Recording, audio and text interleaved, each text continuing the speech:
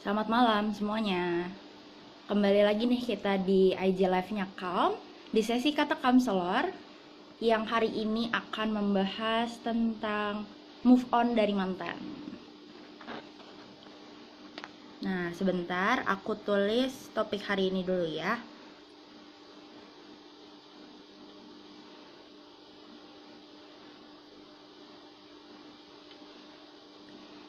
Halo, apakah suara saya terdengar dengan jelas? Nah, jadi hari ini nih kata counselor kita akan didampingi oleh psikolog Novi. Nah, Counselor Counselor Novi ini salah satu psikolog yang berpraktek di aplikasi Calm. Dan jika nanti Calmer semua mau menghubungi Counselor Novi, bisa langsung download aplikasi kita aja. Halo semuanya yang udah join. Kita tunggu Mbak Novinya masuk dulu ya.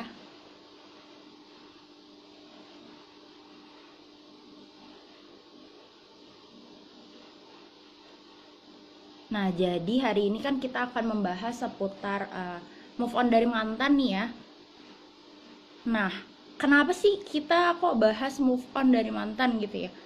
Kayaknya kan kalau move on itu susah, berat gitu ya. Terus kok kayaknya kalau sendirian apa ya?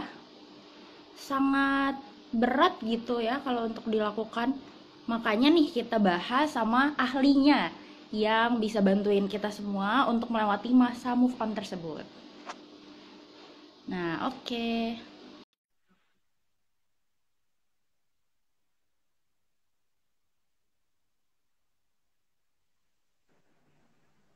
Halo, Halo, selamat ya, malam Mbak Emma. malam Mbak Novi. Kabar gimana Iya, kabar?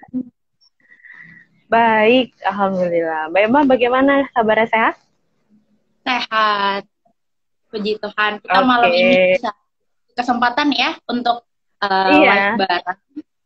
Walaupun kita belum iya. pernah ketemu nih secara fisik ya Mbak ya, tapi Mm-mm, karena terima kasih teknologi yang sudah canggih, kita mm-mm. bisa live nih walaupun jarak jauh. Iya, saya juga terima kasih banyak untuk Calm yang udah memberikan kesempatan pada saya untuk bisa kita malam ini sharing ya, sharing tentang topik yang benar-benar menarik nih Mbak. Iya, karena kalau kita sendiri nih, commerce semua, kan kita tuh pernah ya Mbak ya, bikin konten tentang move on. Nah, itu juga Ya, salah satu post favoritnya commerce nih, yang likes-nya banyak gitu, dan komen-komennya mm, juga, dan komen-komen commerce-nya tuh juga, iya, aku lagi ada di fase, lagi berusaha gitu, berusaha move on, atau mungkin, oh udah mencoba move on, tapi kok rasanya berat banget gitu ya. Nah, mm. makanya nih kita hari ini mau ngobrol sama Mbak Novi seputar move on dari mana gitu ya, Mbak. Oke, iya. Eh, Mungkin Mbak Novi dulu bisa jelasin kali ya, kalau dari apa ya, pengertian psikologi aslinya tuh move on tuh apa sih, Mbak? Oke, jadi kalau kita berbicara tentang move on ya, move on sendiri itu kan secara harfiah artinya itu bergerak ya, berpindah tempat gitu ya, move on gitu. Dan artinya kalau kita hubungkan dengan hubungan relasi romantis nih ya, baik itu relasi pacaran maupun dalam pernikahan, jadi move on itu adalah berpindah ke relasi yang selanjutnya itu sebetulnya gitu ya. Nah, Oh, kemudian move on itu sebetulnya kita hayati sebagai suatu pergerakan. Jadi move on itu bergerak ya. hmm, Nah, salahnya gitu ya, yang selama ini sering kali apa ya, dipahami oleh banyak orang, move on itu tuh dipahami sebagai tujuan, Mbak. Jadi oh, bergerak tujuannya tuh biar kita move on gitu. Jadi kalau misalnya kita udah selesai di satu hubungan romantis, ya, putus, kemudian pengen cepet-cepet move on, ya. Goalsnya itu betul. pokoknya, iya, goalsnya itu pokoknya pengen cepet move on, pengen cepet pindah ke relasi romantis selanjutnya, gitu kan ya, gitu. Iya, betul. Padahal sebetulnya move on ini bukan tujuan kita, gitu, tapi proses. Nah, ini yang jadi masalah yang seringkali sulit diterima oleh orang-orang yang memang mengalami kegagalan dalam hubungan romantis yang satu dan mau berpindah ke hubungan yang selanjutnya gitu ya. Sehingga ketika kita hayati move on sebagai tujuan, kita tuh jadi pengen buru-buru ke sana gitu. Betul Gitu. betul. Jadi Tuh, mungkin, gitu. nah ini ya makanya orang suka, tadi Mbak Novi juga bilang Hmm. suka susahnya tuh di situ karena kitanya Iya. sendiri salah Hmm. kaprah ya sama Betul. move on itu. Hmm. Iya, Mungkin kayak kan, gitu ya. ya Mbak Novi jelasin kan Hmm. kalau si move on-nya itu bukan hasil akhir ya Mbak ya. Betul, ya. Boleh dijelasin lagi nggak sih Mbak maksudnya itu kayak gimana? Ya, jadi kalau misalnya kita sudah selesai menjalani satu hubungan romantis gitu ya, kemudian kita sebaiknya tidak juga menganggap itu sebagai kegagalan. Itu juga yang salah Hmm. satunya yang seringkali membuat kita sulit gitu ya. Nah, seringkali kita menganggap itu sebagai suatu kegagalan dan akhirnya tujuan kita selanjutnya adalah move on, pindah lagi ke orang lain. Padahal move on itu adalah suatu proses, Mbak. Nah, ini yang Hmm. sulit sekali kita terima, bahwa move on ini proses. Nah, proses the move on dari satu orang ke orang yang lain, itu berbeda-beda. Betul. Dan ya, dan kadang-kadang kita tidak menghayati itu. Jadi kita sama ratakan gitu. Kenapa kalau dia, Hmm. misalnya kita ngebandingin kepada orang lain ya, kalau dia kok putus sama pacarnya, dia tuh besoknya tuh cepat bisa punya pacar lagi. Atau Betul betul. misalnya, iya, atau Kita suka misalnya bandingin sama orang ya. bener ya, mending kalau orang itu kita kenal, Mbak. Ini kita nggak kenal. Misalnya apa? Misalnya kita Iya. ngelihat Instagram, scroll Instagram ya. Terus kita lihat Betul. entah itu selebgram lah, entah itu temen yang mungkin temennya teman gitu yang kita nggak kenal, atau mungkin ya orang yang nggak kita kenal sama sekali, kita ikutin story-nya mereka gitu. Kok orang ini cepet banget sih move on, dan itu dijadikan standar. Itu dijadikan standar sehingga ketika berkaca kepada diri sendiri, kok saya susah banget ya. Nah, itu yang akhirnya semakin membuat susah gitu. Betul. Padahal standar dan proses dari move on sendiri setiap orang tuh berbeda-beda. Makanya saya tadi bilang bahwa move on ini kita hayati dulu adalah proses. Jadi kalaupun misalnya kita merasakan kok lama banget sih nih gak move on, inget terus gitu ya. Orang lain udah kemana, kok kita masih di sini aja gitu ya. Nah, itu Iya. hati-hati. Iya, hati-hati, jangan-jangan kita sendiri yang terlalu memaksakan, memacu diri kita tuh bahwa move on itu goal. Harus cepet-cepet gitu. Nah, itu yang mempersulit. Padahal move on itu ada prosesnya gitu. Hmm. Mungkin dari kita semua atau Kalmer sendiri, kayak tadi Mbak bilang ya, kalau kita tuh suka kan biasanya berkacanya sama Hmm. kayak apalagi sekarang zaman pandemi kita bisanya mantau Hmm. dari medsos gitu ya Mbak ya. Iya, Nah, itu betul. kan Betul. kita bisa membandingkan diri, jadinya kayak, ih kok nggak move on sih, gue nggak enak banget. Karena kan gitu ya Mbak ya, rasanya kalau kita kayak Iya. masih terikat oleh si masa lalu itu kan rasanya nggak enak tuh Mbak. Makanya orang mikirnya tuh ingin cepetan move on gitu Mbak. Nah, itu. Dan semakin kita berpikir bahwa kita harus cepat, Hmm. harus segera, secepat-cepatnya, sesingkat-singkatnya, itu makin susah, makin susah. Jadi itu ya cara pikir kita, karena semakin kita kayak buru-buru, aduh kok nggak move on malah. Makanya makin ingat aja nih sama kayak misalkan mantan kita nyelingkuhin kita atau pokoknya Iya, hal-hal buruknya dia, jadi kayak makin keinget-inget gitu Mbak ya. betul, betul banget seperti itu, gitu ya. Dan kadang-kadang begini Mbak Emma ya, kita tuh kadang secara tidak sadar kita itu kecanduan akan rasa luka. Nah ini hati-hati.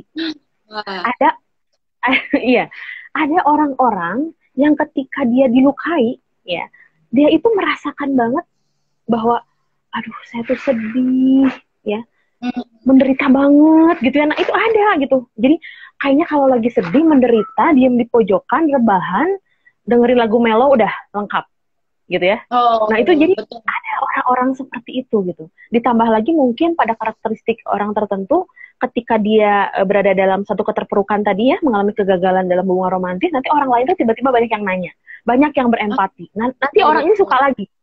suka lagi gitu ya, sehingga ada istilah di kita tuh yang namanya Queen of Drama atau King of Drama gitu ya. Nah, jangan-jangan di balik kesulitan kita move on itu, jangan-jangan kita tanya lagi nih dalam hati kita gitu. Kita tuh jangan-jangan sebenarnya menikmati itu loh. Ada loh yang seperti itu gitu. Jadi justru susah move on-nya karena kitanya ya Mbak ya. Kayak tuh kok lagi kesannya kayak terlena di dalam kesedihan tapi ya nggak mau keluar gitu ya. Ya, itu. Jadi udah menikmati banget deh. Gitu ya. Makanya nanti kita bahas selanjutnya ada yang namanya broken heart syndrome ya. Broken heart syndrome ini sangat berpengaruh terhadap hormon-hormon di dalam tubuh, sehingga kadang-kadang perubahan hormon itu membuat kita ketagihan gitu. Sama kayak orang yang kecanduan. Nah, itu hati-hati gitu ya. Betul. Seperti itu.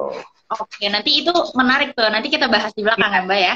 Oke. Ini ada yang tanya nih dari Kalmers. Tahu apakah benar Kak waktu akan menyembuhkan? Nah, itu gimana tuh, Mbak? Nah, ini pertanyaannya bagus banget ya, karena saya yakin ini pertanyaan mewakili pertanyaan ribuan orang di luar sana ya. Jadi betul bahwa otak kita itu sebetulnya nggak bisa dipaksa, Mbak Emma. Ya, kita semakin memaksa untuk melupakan, gitu ya, akan semakin terus mengingat seperti itu, ya. Kemudian kita juga seringkali menyangkal, denial terhadap apa yang terjadi pada perasaan kita, gitu ya. Jadi misalkan hari ini putus, hari ini diselingkuhin, terus besok ada yang tanya sama kita, kamu gimana, masih sedih nggak? Ah enggak, udah, biarin lah. Gue nggak ada dia juga, tenang. Emang siapa sih dia gitu ya? Kadang-kadang kita seperti itu gitu ya. Padahal di dalam hati itu sakit banget gitu kan. Hati-hati ketika kita semakin menyangkal gitu ya, semakin sulit dan waktunya akan semakin lama. Gitu, akan semakin lama gitu ya. Seperti itu. Jadi sebetulnya ketika kita menerima gitu kan, ya saya terima bahwa ya saya sakit hati, saya sedih, bahkan saya benci gitu ya sama mantan pacar saya, itu boleh diakui. Boleh nggak sih disampaikan? Boleh. Justru ketika kita menyampaikan itu pada teman, itu menjadi support system, ya.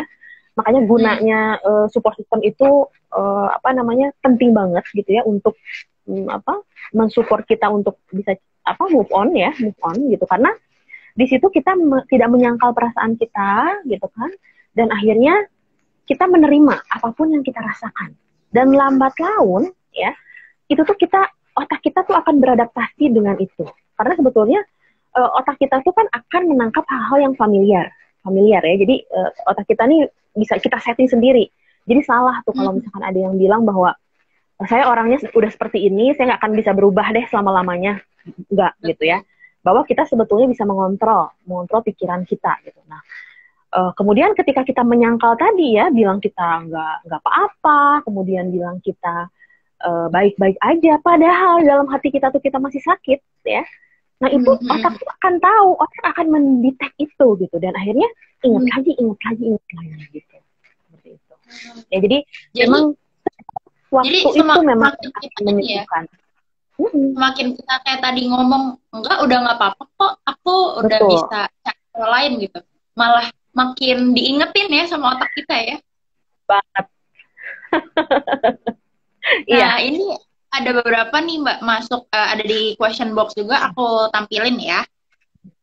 Nah, ini. Saya sering tiba-tiba ke-trigger flashback, padahal sudah memaafkan dan sudah lama. Tapi emosi saya hancur. Bagaimana? Iya, oke. Nah, ini menarik juga ya, bahwa banyak sekali gitu permasalahan ketika dia menyelesaikan hubungan romantis, kemudian ini sudah terjadi lama, setiap ada trigger dia selalu emosinya negatif lagi. Nah, ini harus dilihat gitu, sudah berapa lama. Kalau udah lama sampai tahunan ya, ini harus butuh sekali bantuan profesional, Mbak. Karena banyak sekali orang yang menyepelekan ini gitu. Jadi udah lama terus ketika merasa sudah memaafkan padahal belum gitu ya. Terus mengganggu aktivitas, mengganggu pola makan, pola tidur, bahkan banyak sekali kasus-kasus yang juga saya pernah beberapa kali tangani gitu ya. Sampai diagnosa depresi gara-gara itu gitu. Bukan lebay, tapi memang ada. Karena apa? Karena dia tidak peka pada keadaannya gitu, bahwa trigger dari masa lalu gitu ya, yang membuat luka-lukanya dia itu selalu terbuka lebar, terengah lebar, itu nggak dia sembuhin. Atau merasa bisa menyembuhkannya sendiri, padahal itu hati-hati kalau misalkan udah lebih dari 6 bulan, 1 tahun, apalagi udah waktu kemarin tuh saya dapat di ini ya, di Calm juga udah 9 tahun Mbak. 9 tahun dia tidak bisa, sulit move on tadi. Jadi kalau ke-trigger tuh dia nangis lagi sampai susah gitu loh. Menurut saya, maksudnya saya ingin bilang pada dia bahwa kenapa kamu itu baru datang ke profesional sekarang? Tapi ya saya tidak bisa bilang seperti itu. Tapi yang saya sampaikan pada rekan-rekan semua, calmer semua, jangan ini sudah berlarut-larut gitu ya. Kalau misalnya tadi pertanyaan yang tadi, sudah lamanya tuh berapa lama? Kemudian ketika dia bilang tapi kok ke-trigger, artinya belum memaafkan, ya. Karena ketika kita sudah merasa sudah ada forgiveness itu, kita tidak ada lagi perasaan kecewa, marah gitu ya. Jadi ketika misalnya kita udah flat aja, nah itu baru bisa dibilang memaafkan gitu. Jadi coba diidentifikasi kembali gitu kan, selama apa. Dan kalau misalkan itu ternyata udah mengganggu aktivitas sekali, minta bantuan profesional. Oke. Berarti untuk calmers yang tadi nanya, ketika dia ngakunya sih sudah lama dan sudah memaafkan ya, tapi karena ketiga lagi tandanya kamu belum memaafkan secara utuh mungkin ya Mbak ya? Ya. Oke. Nah, kita lanjut nih ke NNFT. Kak, gimana caranya nyembuhin luka hati setelah lepas dari toxic relationship? Nah. Ya, oke. Nah ini ya, ketika kita berbicara tentang toxic relationship ini betul-betul nggak ada ujungnya sebenarnya ya, karena pada dasarnya setiap orang tuh tahu kalau dia tuh ada di circle itu, tapi susah keluar gitu ya. Dan tahu informasinya, tahu dampaknya, tapi ke situ lagi gitu ya. Nah artinya ketika dia sadar bahwa keluar dari toxic relationship, ya, saya tuh betul-betul apresiasi dulu, karena tidak semua orang bisa keluar dari toxic relationship, Mbak. Itu dulu. Betul. Ya. Cintai dulu diri sendiri, apresiasi diri sendiri bahwa saya itu ternyata hebat ya, bisa keluar dari circle ini gitu. Karena tidak semua orang punya kemampuan yang sama. Lalu sebetulnya bagaimana caranya itu move on setelah toxic relationship adalah beri jeda dulu untuk diri sendiri. Jadi jangan terburu-buru untuk move on ya. Karena kemarin udah kena toxic relationship, jadi pengen cepet-cepet, kali aja nanti kalau misalnya udah dapat lagi yang baru nih, ya, nggak dapat lagi itu gitu ya. Nah itu nggak bisa jaminan gitu. Artinya kita beri dulu jeda untuk diri sendiri, kita pahami diri kita gitu ya. Jadi kemarin tuh kira-kira saya kenapa sih ya bisa masuk ke toxic relationship itu apa? Koreksi diri gitu, analisa diri sendiri gitu. Dan itu tuh butuh jeda. Kalau misalnya cepat masuk ke relasi yang baru lagi, itu khawatir terulang kembali, gitu ya. Jadi sekarang nikmati dulu, gitu kan, kesendiriannya, cintai diri sendiri, gitu ya. Berteman sebanyak-banyaknya, ya. Lakukan minat, ya. Lakukan sesuatu yang kita senangi, ya. Kita senangi, hobi kita tuh apa? Mungkin ketika kita kemarin menjalani toxic relationship, banyak sekali hobi-hobi atau minat kita yang nggak sempat kita lakukan, coba sekarang lakukan lagi. Ya, teman-teman yang kemarin tidak bebas kita ajak bicara, kita dekati mereka, gitu ya. Saya yakin gitu, itu bisa menyembuhkan dengan memberi jeda kepada diri sendiri, gitu Mbak Emma. Iya, berarti balik lagi ya, Calmers tadi cara pikirnya kalau move on itu adalah proses, bukan goal akhirnya. Makanya mungkin dalam proses itu ya kita sembari mengobati lukanya itu ya Mbak ya, tadi ya dengan hobi, bertemu sama orang-orang yang mungkin dulu kita tinggalkan karena kita berada di toxic relationship itu ya. Nah, oke. Nah, ada yang di question box lagi nih. Sebentar, aku tampilin.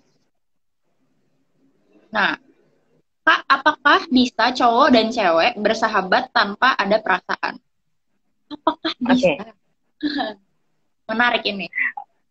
Oke, iya betul ya, menarik ya.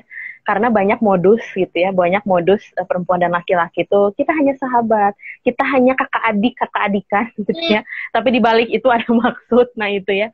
Tapi pada dasarnya gini, jawabannya adalah bisa-bisa aja. Karena ketika kita membangun ketika kita memunculkan cinta, kan ada tuh satu teori di mana ketika kita membangun cinta tuh kita harus punya 3 ya.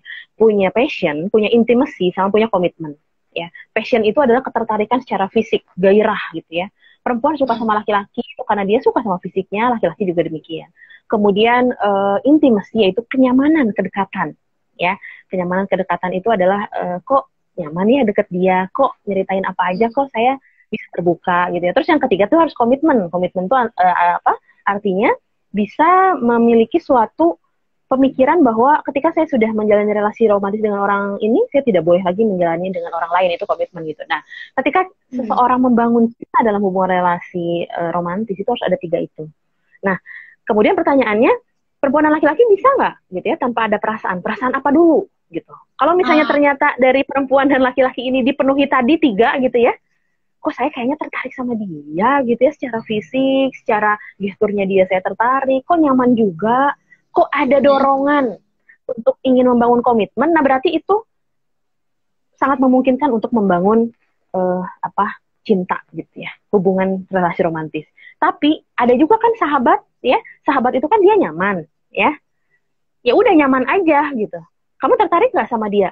Ya misalnya Mbak Emma deh gitu ya, punya sahabat cowok gitu, Mbak nyaman nggak sama sahabatnya? Ya nyaman gitu ya, karena bisa curhat. Terus kalau misalkan ditanya suka nggak sih sama dia, ganteng nggak sih? Ya kita ragu-ragu juga ya mau ngomong kayak gitu, karena memang kita tidak ada passion tadi, betul. Apalagi komitmen gitu. Kalau misalnya kamu jadian sama dia, jadi pacar dia, mau nggak? Ya enggak lah, kita kan cuma sahabat. Nah artinya dari ketiga itu hanya memenuhi intimasi saja, dan artinya bisa-bisa aja tuh perempuan dan laki-laki seperti itu. Tapi kalau misalnya yang tadi 3 tadi, itu ternyata ada kemungkinan memenuhi yang kriteria 3 tadi gitu ya, triangle of love itu namanya gitu ya. Nah itu mungkin aja bisa berlanjut ke hubungan romantis gitu. Berarti balik lagi ya Mbak ya, karena kalau antara cewek dan cowok ya kita maksudnya tidak membatasi diri juga ya, mau temenan sama yang cewek aja, cowok aja gitu ya. Tapi balik lagi ke mungkin ke perasaan kita ya, mau nyaman sama dia di apanya, tertarik di apanya. Kalau sampai ada 3-nya itu ya berarti sudah mengarahnya ke hubungan romantis gitu ya. Romantis ya gitu. Nah ini ada lagi masuk di question box. Apakah memblokir mantan dalam proses move on itu sehat? Nah, banyak nih Mbak, kalau apalagi zaman pandemi ya, hubungannya lewat semuanya. Iya. Jawabannya adalah itu yang sangat dianjurkan. Ya. Jadi gini, saya tuh greget ya kadang gitu ketika banyak sekali orang yang berbicara bahwa sekarang saya tuh temenan loh sama mantan gitu ya. Sekarang saya hanya bersaudara. Atau gini, sama mantan sih udah enggak, tapi sama adiknya itu curhat-curhatan terus ya. Sama keluarganya itu masih saling berkunjung. Itu dijamin proses move on-nya akan semakin lama. Karena apa? Karena bayangkan gitu ya, ketika kita ingin melupakan seseorang, di satu sisi otak kita terus dipenuhi oleh informasi tentang dia. Gimana kita mau akan mempercepat proses itu gitu. Artinya ketika kita berkomitmen untuk kita kayaknya udahan aja gitu ya, kita udahan baik-baik gitu kan, sepertinya kita tidak cocok lagi menjadi sepasang kekasih gitu ya, ya udah gitu, tidak usah kita berusaha untuk, tapi saya nggak enak, udah terlalu lama nih hubungan sama dia, nggak enak sama keluarganya, nggak enak sama teman-teman di lingkungannya, nggak usah kayak gitu, karena kalau seperti itu akan memperburuk kondisi diri lah gitu ya. Jadi artinya kita tidak punya diri kita gitu. Kita harus menyelamatkan diri kita gitu. Bukan kita mau memutuskan silaturahmi atau berniat jelek sama dia gitu. Justru kita menyelamatkan diri kita dan juga menyelamatkan dia gitu ya. Jadi salah satu cara untuk move on itu memang harus memutuskan seluruh bentuk komunikasi, Mbak. Itu. Memberi ini kali Mbak ya, memberi batasan ya. Soalnya kan mungkin tadi sebelumnya kita intens gitu kan, kalau kita misalkan berhubungan romantis kayak tahu kesannya kayak tahu segalanya. Tapi giliran putus kok jadi kalau tiba-tiba hilang gitu kan, mungkin orang juga bingung ya Mbak ya, kadang kayak oh tapi udah deket sama orang tuanya gitu kan, kayak tadi Mbak bilang. Nah itu nah itu banyak yang seperti itu, tapi agak nanti sulit gitu, nanti pasti akan sulit, akan tambah masalah gitu. Justru sulit ya Mbak ya, ini saya juga baru dengar nih. Nah, dan itu kalau kayak cobain deh. tadi disebut nih sama Mbak, kayak Mm, pas ingat gitu ya. Kalau misalkan kan kita ya dianjurkan untuk ngeblokir supaya kita nggak kontak sama dia gitu ya. mm, mm. Kadang kita sendiri pun nggak usah ada orangnya atau ngebuka fotonya, ngebuka chatnya, kayak pergi ke tempat apa dulu sama dia aja kita inget juga ya Mbak ya, Iya, suka iya. keinget-inget, terus malah jadi sedih lagi, sakit lagi. Nah itu Mm, gimana? Kan nggak ada kontak iya. juga. Mhm. Iya benar-benar kayak gitu ya. Kita pergi kemana inget ya, terus nanti ada lagu yang kayaknya itu Iya. soundtrack banget kita, soundtrack banget dulu nih waktu kita pacaran, inget lagi. Bahkan kita ngelihat ngelihat apa ya, ngelihat satu barang aja kayaknya inget gitu ya, seperti itu kan. Nah kalau kayak gitu nggak apa-apa. Jadi eh, kita ingat ya udah. Oh iya waktu itu tuh gini-gini inget gitu. Kan mengingat Hmm. itu berbeda dengan berinteraksi ya. Kalau mengingat Ah, itu kan itu di dalam otak kita gitu ya, sehingga tidak bisa kita hilangkan. Itu ada yang namanya di dalam otak itu, bagian otak yang namanya hipokampus itu mengisi memori selama kita hidup ya. Memori atau bagian otak hipokampus itu akan terus bekerja kecuali kita udah mengalami Alzheimer atau kepikunan ya, sehingga hmm. bukanapun kita jangan harap kita bisa melupakan mantan, pasti ingat gitu loh, karena kita punya Iya. bagian otak di kampus ini yang berjalan gitu. Makanya kita terima aja, tapi bukan berarti ketika kita mengingat itu kita langsung WA mantan atau enggak. Nah itu cari masalah lagi tuh Iya, iya. ya. Tahu aku lagi di kafe ini, dulu kan kita di sini ya, sama aja bohong gitu kan. Iya. Belum lagi nanti kalau mantan mantan nggak bales, nanti kita baper lagi gitu. Nah, Oh betul. kayaknya dia udah benar-benar benci ya, benci sama aku gitu. Nah udah makin susah lagi gitu. Jadi kalau Mm-mm. ingat ingat aja. Nah, tapi ya udah gitu, ingat kita terima gitu loh. Nanti juga lama-lama kita cobain deh. Kita datang ke situ sekali, lama-lama kita terus ke situ tuh udah deh netral perasaan kita gitu. Mm-mm. Oke, seru. Itu menarik tuh ya tadi ya. Berarti kan Iya iya. karena ya namanya juga memori otaknya masih di badan kita ya, kita nggak bisa lupa gitu loh. Mm, mm. Iya Nah, ini masih pasti ingat. Mm. ada lagi nih Mbak di question box. Oke. Yang mana ya? Nah, coba ini deh. Kak, cara move on dari intimacy issue gimana? Nah, ini aku kurang paham. Mungkin intimacy issue, mungkin Mbaknya bisa. Ya, Kalau Mbak ngerti nggak? ya. Mm-hmm. Ya saya juga sebetulnya perlu menggali lagi ya intimacy issue Hmm, itu apa gitu. Ya, jadi terlalu besar ya. masalah-masalah keintiman itu kan sejauh apa gitu ya. Hmm. Kadang-kadang juga ini yang membuat sulit gitu ya. Ini saya masih berasumsi ya, karena saya tidak mendapatkan informasi yang jelas gitu ya. Tapi intimacy issue itu saya asumsikan mereka sudah berhubungannya lebih jauh gitu kan. Jadi keintimannya sudah bukan lagi hanya sekedar kenyamanan uh, saat berada bersama, tapi mungkin sudah lebih jauh gitu ya, sehingga ketika ini terjadi kegagalan dalam hubungan romantis terjadi itu akan susah gitu move on-nya gitu ya. Tapi yang pasti Hmm. ketika kita merasa bahwa hubungan tidak sehat ya, sekalipun itu ada intimacy issue yang tadi asumsi saya tadi gitu kan, sudah hubungannya terlalu jauh, itu kita harus bisa membuat keputusan gitu ya. Artinya mungkin itu berat gitu ya, dan mungkin sebagai perempuan, kalau ini yang nanya perempuan gitu kan, itu akan berat dan mungkin akan beresiko bagi kita gitu ya. Tapi ketika kita terus menjalani itu ya, hubungan yang tidak sehat, itu nanti akan tambah masalah baru gitu. Jadi memang kita harus berani mengambil keputusan gitu. Dan satu lagi, ketika seseorang ada di dalam intimacy issue, asumsi saya tadi ya, Hmm. hubungannya terlalu jauh, itu kadang-kadang orang tuh menyimpan sendiri Mbak, karena dia takut. Nah ini yang salah lagi. Jadi seharusnya kalau udah tahu hubungan tidak sehat, punya intimacy issue, cerita sama orang. Kita perlu pandangan orang lain tentang masalah kita ini tuh apa. Karena kebanyakan dari mereka diem, diem terus nanti pasangan ini ngancam gitu ya. Awas kalau misalkan putus nanti saya segala macam ya, akhirnya dia panik apa segala macam, akhirnya dia balik lagi gitu loh. Terus ke toxic relationship lagi, kayak gitu aja muter-muter terus ya.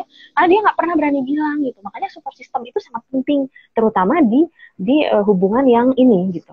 Ada intimacy issue ini gitu. Jadi cerita lah minimal sama teman yang terdekat. Kalau nggak mau berani sama orang tua, ya cerita gitu sama temen.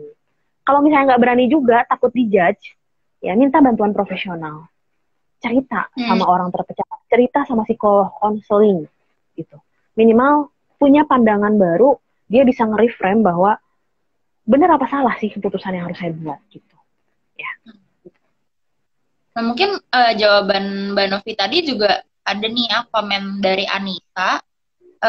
Nyambung nih, gimana caranya ngelepasin hubungan toksik selama 10 tahun dan baru sadar kalau hubungannya toksik itu baru-baru ini sekarang gitu. Oke. Oke, sebetulnya tidak ada tips and trick ya. Artinya gini, ketika kita menyadari bahwa hubungan itu toksik, ya udah segera sudahi. Itu aja, Mbak.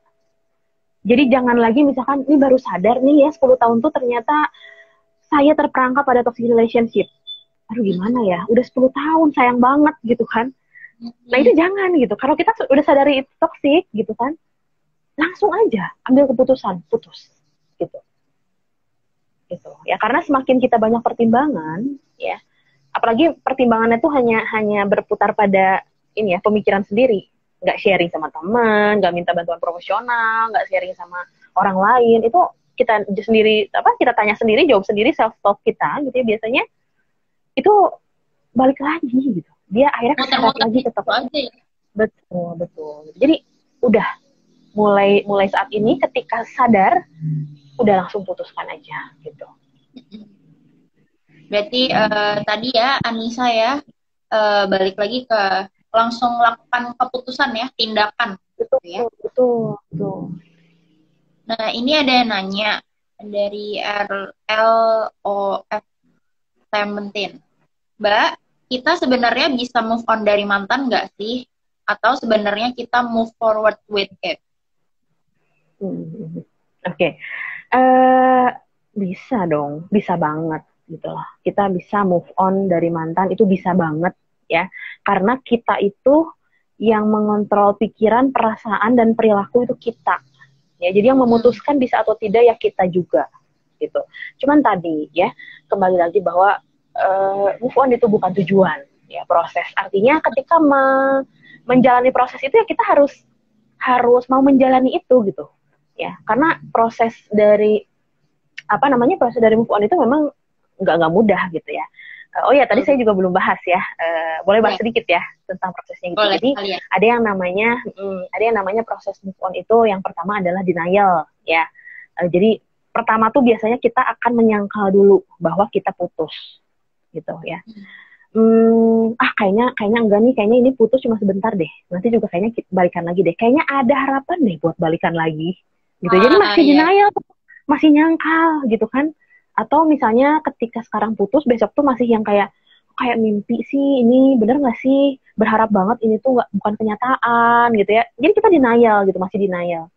Terus proses selanjutnya adalah ketika anger gitu, ketika muncul kemarahan. Oh iya, ternyata ini tuh bener-bener putus, kayaknya nggak bisa balik lagi gitu ya. Aduh, marah banget deh, emang deh dia pokoknya emang deh cowok yang nggak bener gitu ya, atau misalnya dia cewek yang nggak setia, wah kita marah, kita keluarkan amarah kita dan sebagainya. Nah selanjutnya, proses selanjutnya adalah bargaining. Biasanya kita sedikit tawar menawar, ada tawar menawar gitu. Setelah kita marah tuh biasanya kita mulai berpikir jernih lagi, mulai tenang lagi, tapi kita di situ kayak ada negosiasi gitu. Andaikan waktu itu tuh saya nggak kayak gini ya, waktu itu andaikan saya tuh nggak selingkuh, mungkin saya nggak akan putus. Ya gitu. Jadi banyak berandai-andai. Andaikan waktu itu saya tuh nggak kebawa emosi, nggak langsung maki-maki dia gitu ya. Kayaknya mungkin dia nggak bakalan mutusin saya. Jadi berandai-andai gitu ya. Nah nanti di situ ada proses lagi yang namanya depression gitu ya. Depression itu artinya mulai terpuruk, mulai berpikir kayaknya, aduh hidup tuh kayaknya udah deh nggak ada lagi artinya gitu ya. Makan nggak mau, tidur juga udah insomnia, udah susah gitu ya. Nah tapi lama-kelamaan justru itu adalah titik balik kita untuk nanti belajar buat acceptance, untuk menerima gitu. Dan akhirnya itu kita ada pada fase, oh berarti ya bener nih, saya itu sudah tidak ada hubungan lagi dengan dia gitu ya. Dan saya sekarang siap misalnya untuk bukan siap untuk berpindah ke relasi yang baru, tapi udah siap memberi jarak gitu ya, bahwa ini saya, mantan saya itu ya udah di sana gitu.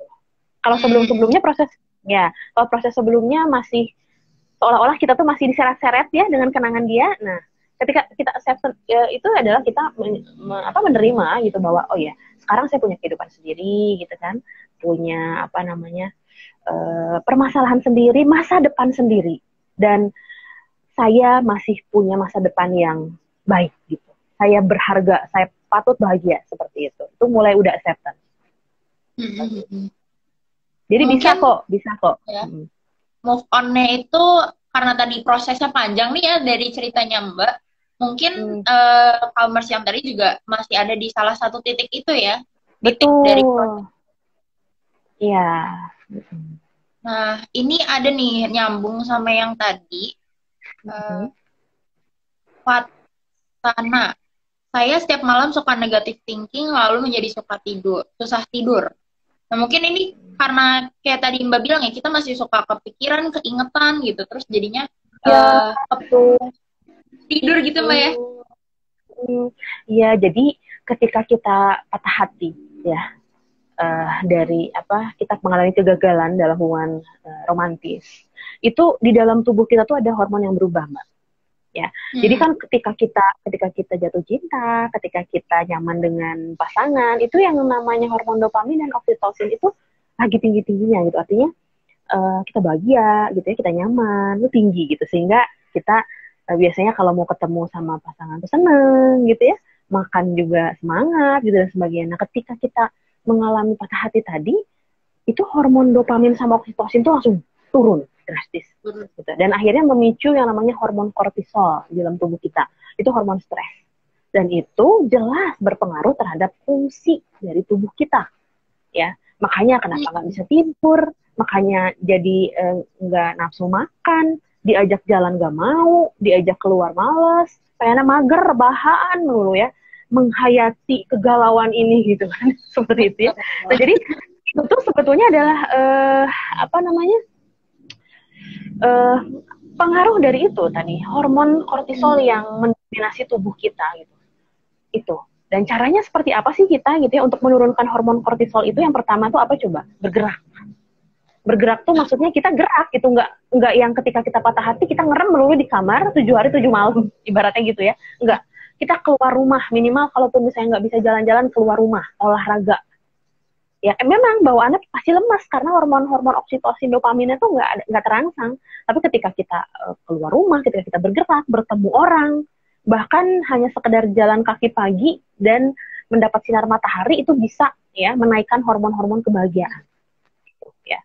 Jadi jangan kita pelihara tuh gitu kemageran kita setelah patah hati itu gitu, karena semakin kita pelihara, semakin kita diem nggak ngapa-ngapain, ya udah hormon kortisol akan semakin tinggi. Mas, di mana kebahagiaan? Susah gitu loh.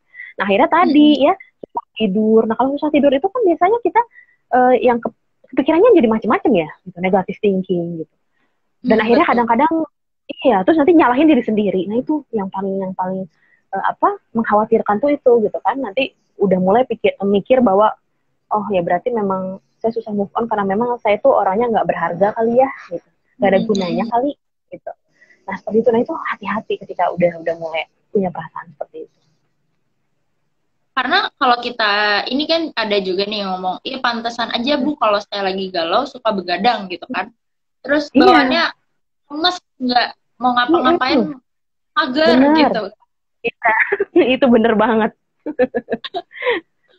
Karena hormon-hormon tadi sama kita nggak dibangkitkan gitu loh. Nah, sekarang Calmer semua udah tahu ya, artinya kalau lagi galau itu bergerak ya, jangan diterusin tuh bahannya, jangan diterusin gitu, minimal olahraga sendiri aja gitu, gerak-gerakin badan, ngobrol sama orang rumah, ngobrol sama temen ya, cari sinar matahari seperti itu. Justru dilawan ya kemagerannya itu ya. Betul. Karena kan kalau kayak tadi pas kita lagi kondisi kayak yang tadi Mbak bilang, malah kalau lagi galau tuh sukanya sendiri gitu kan, maksudnya rasanya tuh lagi dirasain banget nih, aduh sedih ini malah jadi mikirnya kemana-mana yang malah jadi bukan negatif thinking ke mantan lagi, tapi malah ke kitanya Mbak ya, aduh kaya banget sih gue gitu, atau nggak kok bisa putus padahal mungkin kita masih cinta dan memuja-muja mantan kita itu ya Mbak ya, malah jadinya kayak merendahkan diri kita. Betul, betul, betul. Ya memang saya mungkin nggak pantas sekali buat dia, gitu. Terus sambil scroll-scroll ya, scroll-scroll IG tuh dapat aja tuh konten-konten yang bikin galau. Itu tuh kayak terkoneksi gitu. Karena sebetulnya kita yang nyari gitu. Kita sebenarnya yang nyarinya gitu, bukan bukan oh pas banget ya di saat kita galau tuh nemunya yang kayak gini gitu ya. Quotes-quotes yang bikin tuh bener kan kayaknya saya deh yang salah gitu. Enggak, itu tuh kita yang nyari sebenarnya gitu. Gitu. Sebetulnya dari kitanya aja, cuman ya karena lagi merasakan Iya. kegalauan itu ya. Benar, benar, benar. Nah, ini kita pindah ke tadi kan tentang kegalauannya nih. Kalau mungkin ini nyambungnya sama apa bedanya cinta sama obsesi. Mungkin nyambungnya ke move on itu kali Mbak ya. Merasa susah move on, masih kesannya masih mau nih sama mantannya yang itu gitu. Iya. Ya, jadi cinta sama obsesi ya gitu kan. Obsesi itu kita kan sebetulnya obsesi itu kan adalah suatu perasaan di mana melibatkan suatu pikiran yang isi pikirannya tuh kita mengharuskan kita untuk mendapatkan sesuatu gitu loh. Jadi saya harus balikan sama dia gitu karena kalau nggak balikan nanti dia sama orang lain gitu. Bukan karena kita tulus. Iya, kita nggak terima. Aduh, gimana nih saya nanti kalau misalkan dia sama orang lain, saya gimana gitu loh. Jadi apa ya?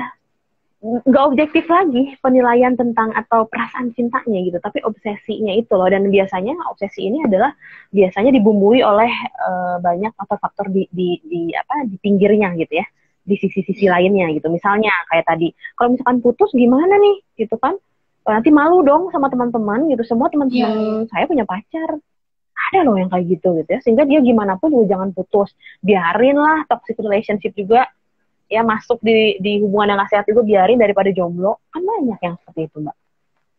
Nah itu artinya bukan cinta lagi, tapi ada apa ya itu, obsesi yang lainnya tuh ada apa gitu.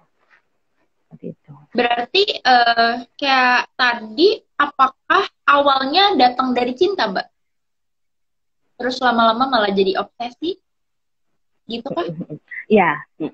Ya, kalau misalkan kita tadi berbicara tentang triangle of love tadi ya, ada passion, ada intimacy, ada komitmen. Biasanya obsesi itu ada di passion yang kadarnya terlalu tinggi. Jadi gairah itu jadi gimana ya? Kalau bahasa psikologi itu ada yang namanya impulsif gitu ya. Jadi dia tidak pernah berpikir resiko apa yang dia terima ketika dia melakukan sesuatu. Yang penting saya pacaran sama dia, entah itu dia nyakitin saya kayak dia nyelingkuhin saya kayak, pokoknya saya pacaran sama dia. Gitu. Pokoknya saya deketan sama dia, kemana-mana tuh saya ada yang jemput, antar jemput, nah itu. Hati-hati ya. Itu banyak sekali loh yang seperti itu. Nanti kalau misalnya saya putus sama dia, aduh gila deh, pergi kemana-mana sendiri, ya. Ada acara apa, ada event apa, orang lain bawa pacarnya. Saya sendiri, gimana dong? Bayangin, itu cinta bukan kayak gitu? Nah, itu hati-hati seperti itu kan. Nanti siapa yang antar jemput? Nah, hati-hati, jangan-jangan itu bukan lagi cinta. Tapi passion yang udah mengarah ke toksik juga tuh gitu ya, nggak sehat juga tuh gitu kan passionnya gitu. Berarti si obsesinya itu salah satu dari aspek cintanya itu yang berlebihan ya Mbak ya? Iya. Karena kan kebanyakan kayak kalau kita ngomongin orang orang posesif gitu Mbak, kan betul. selalu atas nama cinta gitu, atas dasar cinta. Iya. Makanya di sini juga ada beberapa yang nanya, ada nih beberapa yang aku rangkum kalau mana lepasnya tuh mau lepasnya dari orang yang obsesinya sama kita, justru bukan kitanya yang obsesi sama dia. Gimana? Nah ini juga ya banyak gitu loh, ketika seseorang merasa bahwa orang lain tuh obsesi sama saya, mendominasi, dia mengatur hidup saya, posesif dengan saya gitu. Caranya untuk lepas, kita harus berani bilang, ya ada yang namanya tuh asertif itu ya berani menyampaikan apa yang dipikirkan dan ada yang apa yang dirasakan gitu ya. Coba sampaikan ketika misalkan ada orang yang mengintimidasi kita dengan obsesi-obsesinya, kita sampaikan bahwa saya tidak suka kamu seperti itu pada saya. Hal kecil deh Hmm. itu dulu. Karena kebanyakan di relasi pasangan romantis itu salah satu posesif, salah satu mendominasi dengan obsesi-obsesinya dia. Terus nanti yang satunya lagi dia nggak berani bilang. Dia ngeluh sih, ngeluh sendiri, ngeluh di belakang, tapi dia nggak berani bilang. Nah ini biasanya ya karena dia juga bermasalah dengan dirinya sendiri gitu kan, sehingga dia tidak asertif. Nah artinya asertif ini juga sebetulnya bisa dilatih, gitu ya. Yuk, mulai beranikan diri untuk sampaikan bahwa saya tidak suka kamu perlakukan seperti ini. Saya maunya saya diperlakukan seperti ini dan kamu perlakukan saya seperti apa sehingga nanti saya merasa nyaman gitu. Ya, jadi itu dulu yang awal sampaikan gitu. Karena banyak terjadi adalah ya diem aja gitu. Nah kalau diem aja berarti si pasangan juga merasa bahwa oh ya berarti ini situasi ini fine fine aja dan dia masih bisa terus mendominasi seperti itu. Mungkin ya itu di situ susah untuk move on-nya Betul. itu ya Mbak ya. Nah ini kan waktu kita kayaknya tinggal 15 menit lagi nih. Ternyata sekali Kerasa waktu. ya. Iya. Satu sekali. Nah, mungkin kita bahas satu lagi. Ini banyak juga nih yang nanyain di question box dan juga di komen. Aku rangkum juga aja. Mengenai self esteem yang udah rusak nih Mbak setelah putus tadi ya. Karena kan kita kadang ya itu tadi sedih, terlalu sedih sehingga ngelihat diri kita tuh kok rasanya udah nggak berharga lagi ya. Kok kayaknya ya pacar gue aja ninggalin gue nggak pantas dicintai gitu ya rasanya. Nah itu untuk membangkitkan kembali ini gimana nih Mbak? Oke, iya betul. Jadi ketika putus dari relasi romantis itu ya banyak juga orang yang akhirnya merasa dia tidak berharga gitu ya. Ya udah deh, saya pantas deh diputusin, saya pantas deh selingkuhin ya. Memang saya apa sih gitu ya, banyak yang seperti itu. Padahal tidak seperti itu gitu ya, bahwa setiap orang sebetulnya punya hak gitu kan untuk bahagia. Nah itu dulu yang harus sebetulnya dipahami gitu kan. Tapi memang tidak semua orang ya punya insight yang sama gitu, bahwa dia merasa bahwa saya pantas untuk bahagia, saya pantas dicintai gitu ya. Artinya yang pertama adalah tadi balik lagi ke yang tadi ya, ketika selesai hubungan romantis itu, kemudian kita merasa terpuruk dan kita sedang proses dalam move on, coba cerita sama orang, bangun support system itu dulu yang pertama. Ya, support system siapa? Kita sendiri yang tahu. Siapa yang membuat kita nyaman? Ada yang membuat nyaman tuh keluarga. Bangun support system dengan keluarga, terbuka dengan mereka, atau dengan teman, sahabat, dengan komunitas boleh, gitu kan? Nah, ketika kita nanti bisa sharing dengan mereka, mereka bisa mendapatkan pandangan baru tentang diri kita, tentang hubungan kita yang sudah berakhir, itu nanti biasanya kita akan muncul insight-insight bahwa, oh iya ya, ternyata saya nggak boleh nyalahin diri saya sendiri. Ternyata kata orang juga, bukan saya yang salah kok, andaikan saya yang salah, ya memang harusnya seperti ini gitu ya. Jadi kita harus punya pandangan baru, itu yang pertama kita bangun support system gitu ya. Terus, yang kedua adalah kita gali kelebihan diri kita. Nah ini yang sulit, apalagi ketika sebelumnya kita masuk atau ada di dalam toxic relationship, kita nggak bisa mengeksplor kelebihan kita. Yang ada kalau toxic relationship itu pasangan yang terus aja meng-abuse kita, merendahkan kita sampai kita merasa bahwa saya ini apa sih gitu. Nah sekarang waktunya explore, gali kelebihan kita tuh apa gitu ya. Saya biasanya kalau ada yang konseling di Calm itu, biasanya saya akan nyuruh dia untuk membuat seperti jurnal kelebihan dan kekurangan diri gitu. Walaupun susah, yang dia tahu biasanya adalah kekurangannya aja nih. Nah saatnya kamu untuk menggali kelebihannya. Betul, kelebihan tuh kayak gimana sih Bu? Saya nggak tahu, gini-gini. Nggak usah jauh-jauh, kelebihan tuh dimulai dari hal yang kecil gitu. Kalau misalkan masih nggak tahu juga, tanya sama teman, menurut kamu saya ini orangnya kayak gimana? Apa sih yang kamu suka dari saya? Itu udah bisa menjadi salah satu kelebihan yang bisa kita catat. Gitu. Ya. Terus selanjutnya adalah tadi support system, kemudian menggali kelebihan ya. Kemudian yang ketiga ya berproses move on tadi gitu, dengan bergerak gitu ya. Jadi jangan sampai ketika kita udah tahu self esteem kita, merasa self esteem kita rendah, kita tidak merasa berguna, kita ya udah ngerem dulu gitu ya, bergerak ya. Dan sering-seringlah menolong orang lain, itu Mbak. Ya, hal kecil nggak usah. Betul. Yuk kita inisiatif mencari siapa yang butuh pertolongan kita. Pertolongan itu kan bukan hanya dari materi aja ya. Hal kecil aja, misalkan ada teman yang lagi sedih, kita tawarkan diri. kamu mau cerita, yuk telepon saya dengerin. Terus nanti di saat teman itu bilang bahwa makasih ya, aku agak baikan, kita tuh merasa bahwa wah ini ada ya gunanya gitu. Sering-sering deh, sering-sering bantu orang, nolong orang tanpa pamrih, itu bisa meningkatkan self esteem kita gitu. Kan nggak susah gitu ya. Dan nanti akhirnya kita berproses lagi, kembali ke rutinitas lagi gitu ya, eksplorasi diri lagi untuk hal-hal yang kita minati. Kemudian tadi hasil dari menggali kelebihan itu kita dalami lagi gitu ya. Nah itu nanti bisa kok kita normal lagi gitu dan berproses move on-nya lebih baik. Gitu. Jadi kalau dari yang tadi Mbak Novi sampaikan nih, mungkin dari justru si fase move on-nya ini kan tadi prosesnya panjang. Justru Betul.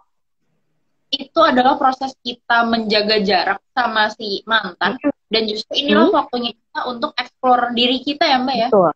Iya, itu. Ya. Jadi cintai diri. Ketika kita proses move on itu yang paling penting adalah kita mencintai diri kita. Gitu. Betul. Nah ini kan mungkin beberapa juga banyak Calmers yang masih komen susah move on-nya. Nah nanti mungkin bisa ditonton ulang nih ya IG live kita di awal kita sempat nih kenapa kok kita suka susah atau tadi kita bilangnya udah maafin sih, udah lupa, tapi kok kalau ada yang ngingetin atau ngeliat fotonya lagi atau ngeliat temennya malah gitu, malah jadi masih inget, itu semuanya ada alasan. Ada, betul. Nah itu mungkin karena keterbatasan waktu ya kita nggak bisa jawabin komen dan di question box juga sebetulnya banyak. Semoga jawaban-jawaban tadi bisa merangkum ya pertanyaan teman-teman. Kalau misalkan teman-teman masih ada yang mau ditanyain atau masih belum tahu nih gimana caranya, apalagi kan ini ada yang bilang nih lagi di masa karantina jauh dari keluarga gitu kan. Sedangkan Novi juga bilang support system tuh penting. Nah, kaum ini juga bisa menjadi salah satu support systemnya teman-teman. Maksudnya kita benar genuine mau bantu loh teman-teman gitu ya. Karena kayak sesuai dengan tagline kita sendiri kan kita perlu cerita. Ketika kalau kita cerita malah ini ya Mbak ya, membuat lega gitu ya Mbak ya. Betul gitu. Dan kita mendapatkan pandangan baru, perspektif baru tentang diri kita, tentang hubungan kita yang mungkin selama ini kita pikir itu baik-baik saja, ternyata itu adalah hubungan yang toksik ya, atau kita selalu berpikir bahwa kita ini siapa sih, kita selalu merasa tidak berguna, tidak berharga setelah kegagalan relasi itu. Tapi ternyata ketika kita sudah punya pandangan baru, ternyata tidak seperti itu. Nah, ini penting sekali gitu ya, bercerita itu penting gitu. Betul. Nah, karena salah satunya kita mau bantu Calmers semua nih, kan kita rutin ya tiap minggu ngadain IG Live Kata Counselor. Yang menurut aku minggu depan ini masih cukup nyambung sama pembahasan kita hari ini. Judulnya membahas nih toxic positivity. Nah, itu mungkin salah satunya di move on itu ya tadi ya. Enggak kok. Benar. Ya, gitu ya. Itu kan salah juga ya Mbak ya. Relate banget itu. Iya, relate banget. Dan minggu depan ya kita bahas tentang overthinking. Relate lagi kan? Relate lagi banget. Iya. Nah, di 30 September minggu depannya lagi kita akan membahas tentang gimana caranya mencegah stres. Mungkin ya dari putus cinta di masa pandemi ini atau mungkin relasi-relasi lain kan kita banyak ya, nggak cuma hubungan romantis doang, bisa sama keluarga, sama teman. Nah itu juga bisa salah satu sumber stres kita ya Mbak ya. Iya, betul sekali Mbak. Nah karena juga minggu ini nih kita Sabtu besok masih ada webinar Inner Child, tapi khusus yang membahas seputar couples gitu. Bukan cuman buat yang udah punya pacar atau suami istri, tapi yang single pun boleh gitu. Judulnya kan His and Her Inner Child. Jadi kita bisa di situ malah memahami ya Mbak ya. Kita sudah tadi aspek cintanya ada komitmennya. Karena kita mau berkomitmen dengan orang ini ya kita juga memahami masa lalunya dia. Betul. Supaya nantinya kita juga tidak saling menyakiti gitu ya Mbak ya. Iya. Jadi harus selesai dulu dengan masalah masing-masing. Makanya perlu sekali masing-masing menyadari punya isu inner child apa nih. Ya, itu penting sekali dan itu harus diselesaikan.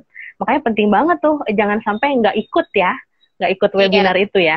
Nah, harus Nah, ikut. untuk Palmers yang mau ikut bisa ke link di bio kita, nanti di situ langsung ke Mm-mm. direct ke pendaftarannya. Oke. Lalu jangan lupa juga nih sebetulnya kita belum launching poster ya, tapi karena untuk Palmers yang nonton ini kita jadi ada bocoran sedikit. Di tanggal 24 September kita akan ada webinar yang membahas tentang insecurity. Lalu di tanggal 1 Oktober ada tentang emotional intelligence. Mungkin untuk Hmm. Palmer yang tadi ya, tentang gimana Mm-mm. cara ngatur emosi kalau sedih banget sedih, kalau lagi ingat kok rasanya sakit. Nah, itu bisa tuh ke situ ya untuk mengelola rasanya, rasa sakit, rasa sedih, Iya, dan rasa-rasa lainnya. bisa Oke. banget. Hmm.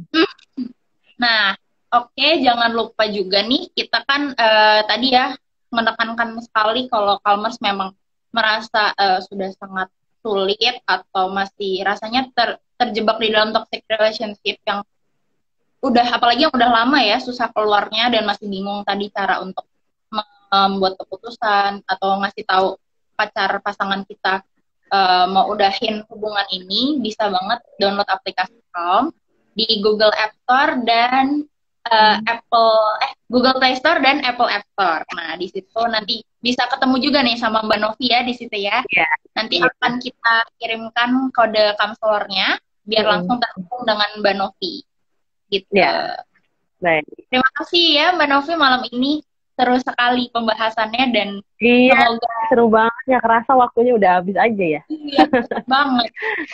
Hmm. Semoga ini bukan yang terakhir ya Mbak ya kita bertemu. Iya, iya. Nanti mudah-mudahan saya dikasih kesempatan lagi. Insya Allah. Iya, amin. Nah, jangan lupa juga nih untuk teman-teman kalau memang ada rasa yang ingin disampaikan, sampaikan saja. Karena kita semua perlu cerita. Sehingga nanti kalau rasa-rasa yang masih ada yang mengganjal, bisa nih kita breakdown bareng-bareng gitu ya Mbak ya. Iya, betul. Betul. Oke, sampai ketemu ya Kalmers di IG Live selanjutnya. Terima kasih Mbak Novi. Iya, terima Dadah kasih Kak semuanya. Emma. Terima kasih Kak. Bye. Dadah. Ya.